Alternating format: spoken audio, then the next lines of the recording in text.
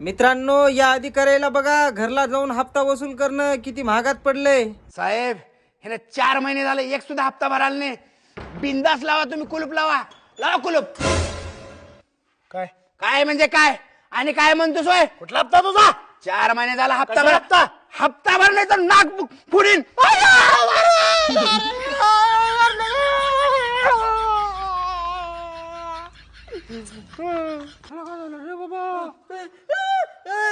माझ्या भाऊला काय केलं?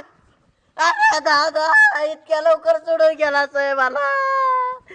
बारा मोड्याच्या काय करायला तुम्हाला धावतो मी आता.